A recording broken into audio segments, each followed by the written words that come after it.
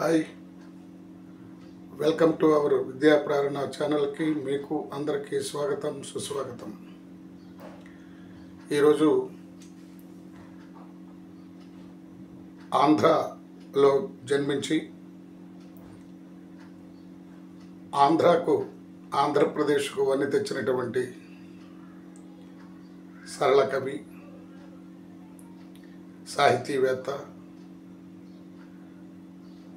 గొప్పవారైనటువంటి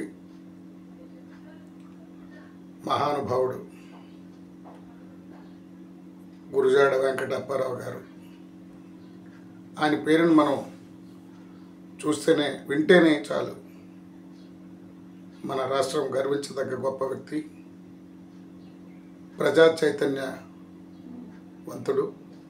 సంస్కర్త, సాంఘిక సంస్కర్త అయినటువంటి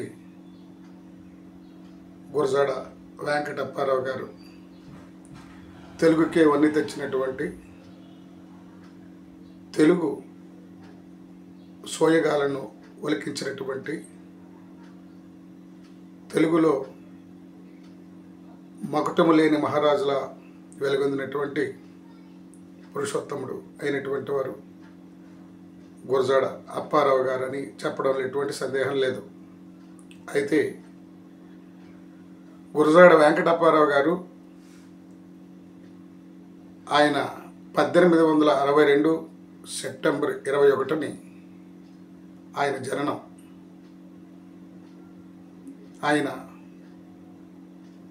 కీర్తిశేషులు అనడం చాలా ఉత్తమం. అయినా ఆయన పరమపదించినటువంటి సంవత్సరం 1915 నవంబర్ 30. తన రచనల ద్వారా సంఘంలో ప్రజలకు పరివర్తన తీసుకురావడానికి కోసం ప్రయత్నించి తెలుగు సాహిత్యాన్ని, వారి యొక్క గొప్పతనాన్ని వెలుగెత్తి చాటినటువంటి వారు. మరియు ఆయన చేసినటువంటి కొన్ని సాహితీ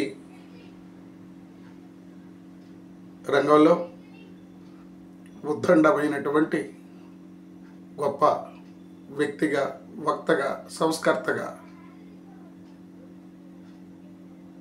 గొప్పవాడిగా పేరెన్నగన్నటువంటి మహనీయుడు గురజాడ అప్పారావు గారు. ఎందరో రచయితలు, ఎందరో సాహిత్యవేత్తలు అయినప్పటికీ అందులో అతి ముఖ్యుడైనటువంటి వారు వెంకట అప్పారావు గారు.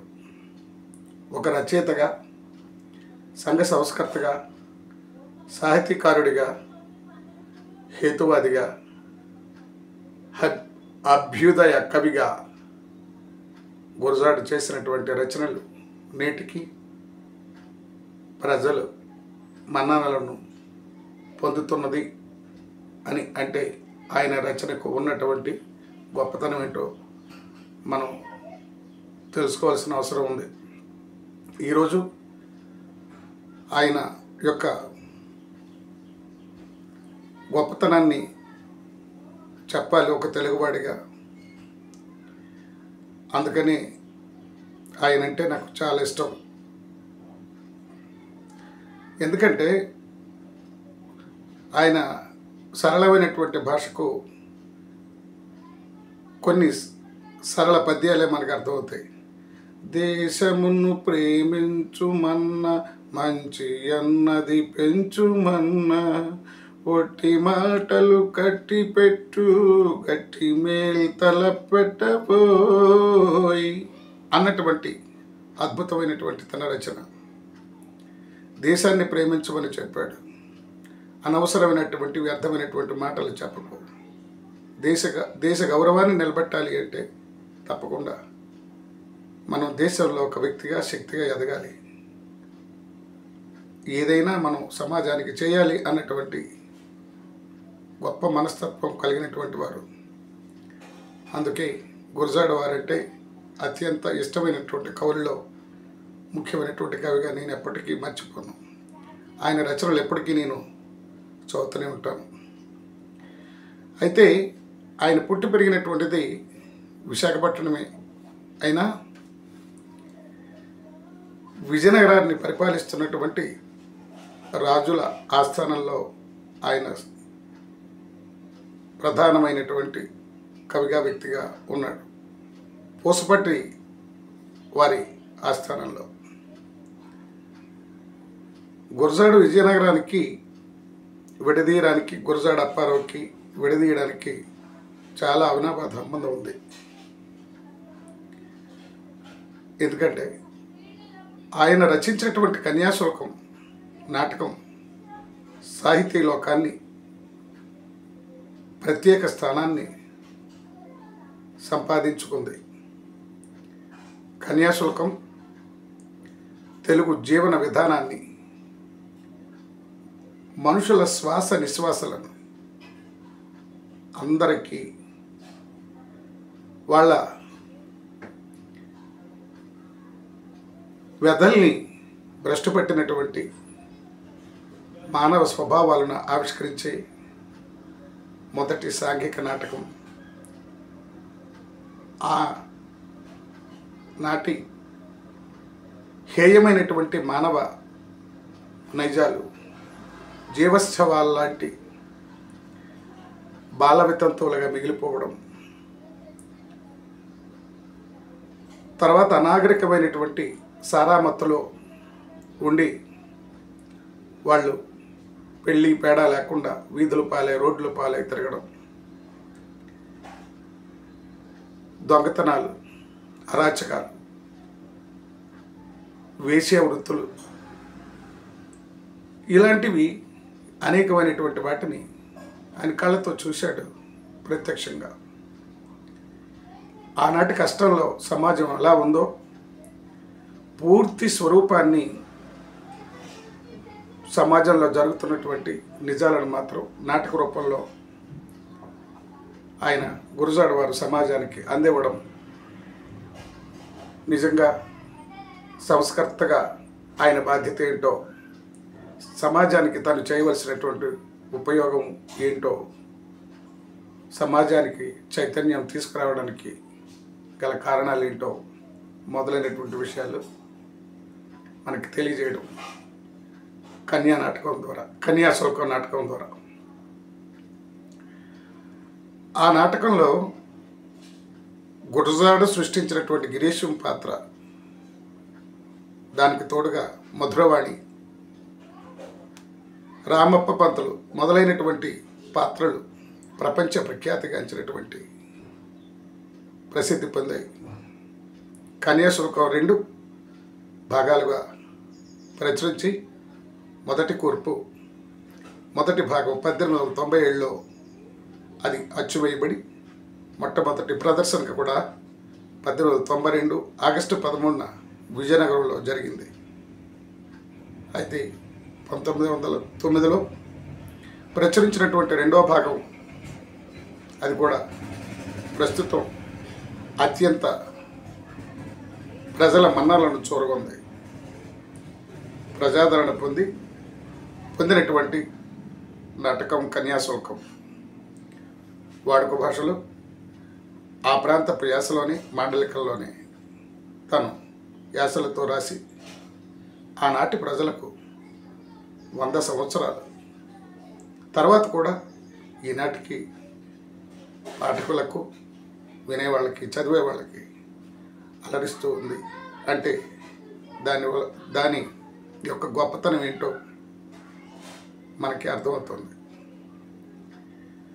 ఈ నాటకం మన తెలుగు భాషలోనే కాకుండా కన్నడ, ఫ్రెంచ్, రష్యన్, ఇంగ్లీషులో కూడా 2 సార్లు దీన్ని అచ్చువేసి బడింది. తమిళం, హిందీలో కూడా 2 సార్లు భాషల్లోకి ఈ కన్యాశుల్కం అన్నటువంటి నాటకం తర్జుమా చేయడం కూడా జరిగింది వాళ్ళ భాషల్లో. అందులో అతి ముఖ్యమైనటువంటిది ఇంకొకటి ఏమిటంటే, పుత్తడి బొమ్మ పూర్ణమ్మ, దేశంను ప్రేమించమన్నా, మంచి అన్నది పెంచమన్నా అని సుప్రసిద్ధ గేయాలు కూడా గురజాడ కళలో నుండి పుట్టుకొచ్చాయి. తెలుగు సాహిత్య వాడుక భాష వరవడికి కృషి చేసినటువంటి వారిలో అతి ముఖ్యుడుగా ఉన్నటువంటి గురజాడ అభ్యుదయ కవిగా మహాకవి గురజాడ అప్పారావు గారు. ఆయన రాసినటువంటివన్నీ కూడా ఆ ప్రాంతానికి సంబంధించినటువంటి యాసలోనే రచనలన్నీ సాగేవి. ఆయన తెలుగు సాహిత్యంలో వాడుక పితామహుడు అని కూడా చెప్పచ్చు. కవిశాఖరుడు వంటి బిరుదులు ఎన్నో పొందినటువంటి వాడు. తన ప్రాణ స్నేహితుడైనటువంటి గిడుగు రామ్మూర్తి గారు కూడా, పంతులు కూడా ఆయన సమకాలికులు, కాంటెంపరీ పర్సన్.